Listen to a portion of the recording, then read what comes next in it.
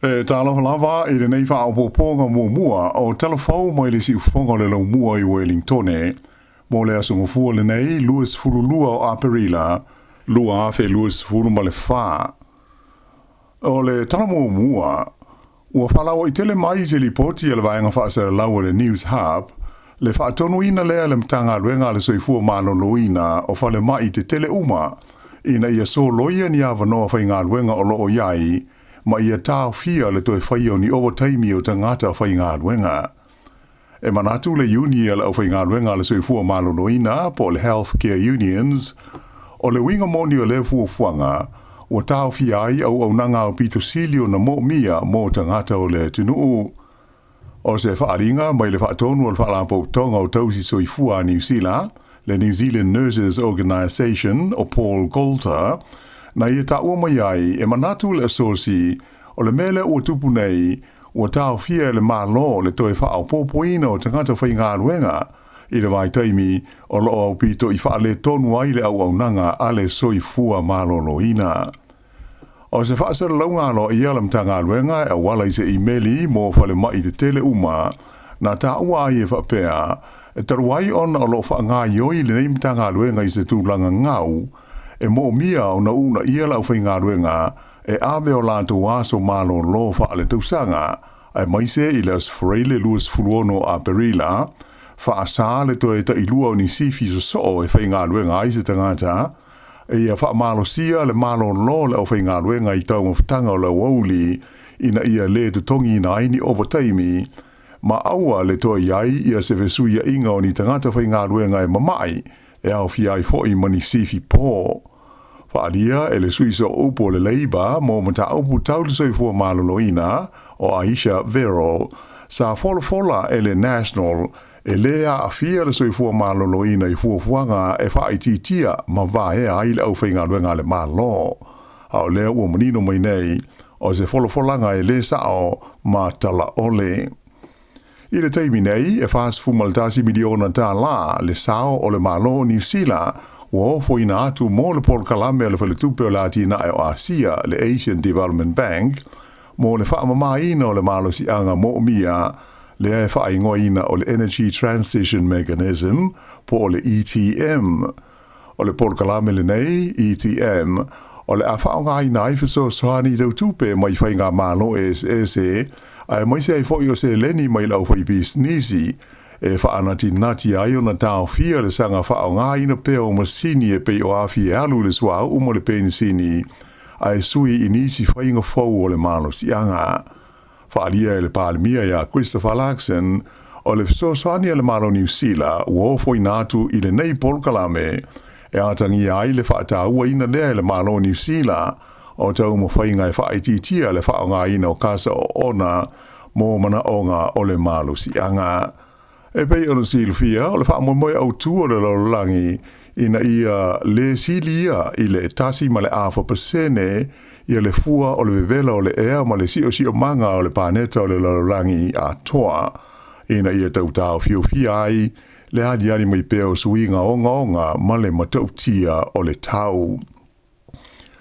Ua I oe le malo New Zealand o le ala tau la ngāloa ia I le vā ma le malo Pakistan ia le mata upu e awhi ai le awe sea wha malo si o tangata Afghanistan o lo o iai I le tonu o le nei atunuu o Pakistan. Le masino Februari sa tusi alo ia mo iai le whaalapo tonga wha le vāo malo o le World Vision I ni minsta o le malo New Zealand e whaatalsenga ina ai le vesota I atu I tūlanga aloa ia I le malo Pakistan e tau fia le lātou fuafuanga e tutudi e se ai tangata mai whafo ia o loo ia I le tonu o lea tunuu. O lea fuafuanga po le nei whainga whaavae a le malo Pakistan e mautinoa o le a awhia ai le tusa o le tasi tesi ma le 5 miliona o tangata mai isi e tunuu I whafo o loo iai le tonu o Pakistan e au noa mani pepa po se whaatangana wha le tūla whono. O le aso mua Novema lea o tu inatu ia tangata uma e te tau ai o na tu ua Pakistan a le ai o le atao fia loe leo ma tipoti e se mai ma le tunuu. O le tele o la tau nei o e na sulu whai atu mai I le tunuu o Pakistan i le taimi lea na pū lea ai e le Taliban i le tausanga i lua afe lua sifuru mo le tasi. O se whaasalunga tu whaatasi o le min star mai whafua New Zealand wa wasa mānai a Winston Peters ma le min star whe maranga inga i a Erica Stanford na o la ua whaaria mo iai o le ala ngā nei mata upu e sui o ia mata ngā ruenga i lua i le wā ma le malo o Pakistan. Whailo mai e le whaaululunga o Paul Kalame le World Vision i tono New Zealand o Andrew Robertson o se fuafuanga le lei ma ua tāla whengai e ua whaia nei e le malo New Zealand ai e mo mia le whaana tinati o le whaia o ia wheso ta i ngā alo ia. O liputia mailam tua malosi o le la fua ina nae ta ngata o la pisi ma o taota i le ai o Gisborne lea e whape o atu i le fitu se lau tone la whai i le neidau sanga o nei la pisi e au fiai i a pauta vale o tingi pusa aisa o ora fo i tō tonga o mei tua lo maisi o taota whape nā. Whalia whape o se si tanga tele le nei ua mai ta wina taru mai le tau sanga o mawai lea na o i le tolu se lau lima se fulu tone mai le se lau lima se fulu tone sa iai i le tau sanga e lua afe lua se fulu tasi.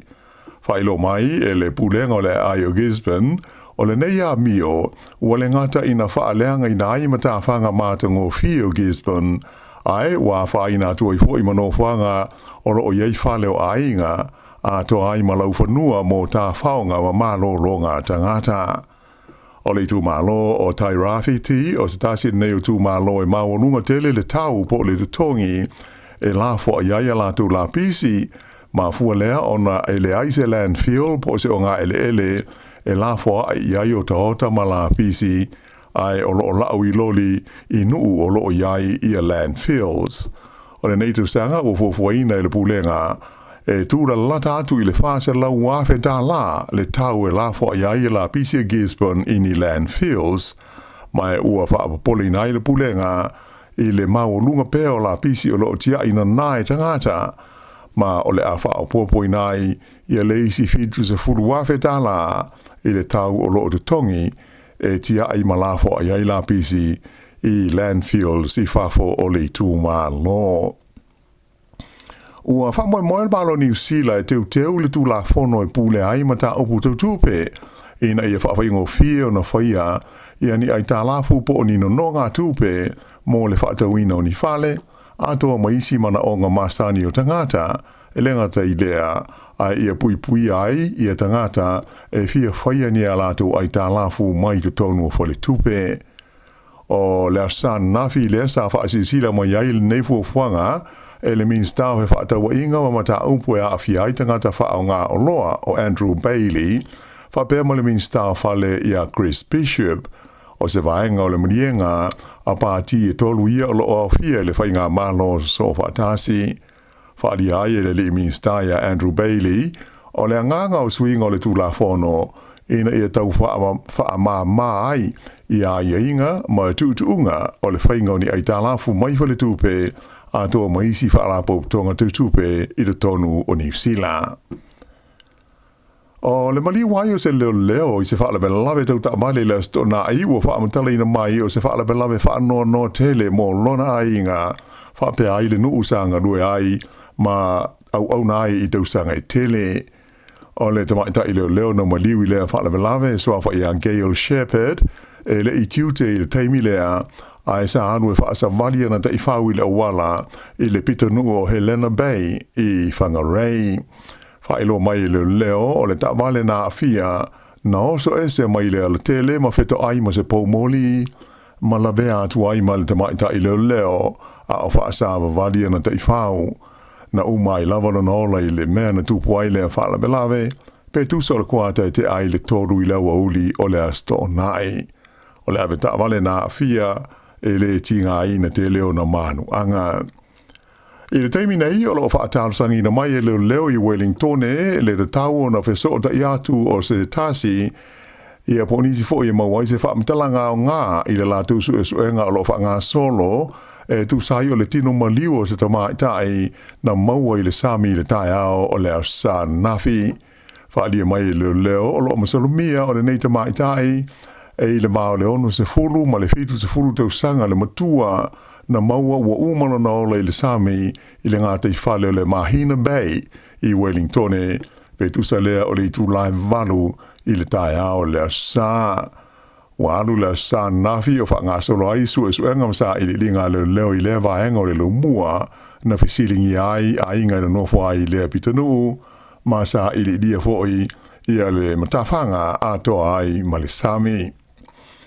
I se tala mai le Pasifika ua te tūlai mai le i pāle mia o le atu Solomona o Manase Tokarave i lona i tū māloi le i tū i sasae o le tunu a o wha ngā solo i pēo na whai tau wina i le taunu unga o le pālota tele a Solomona i le whai unga o le vai aso.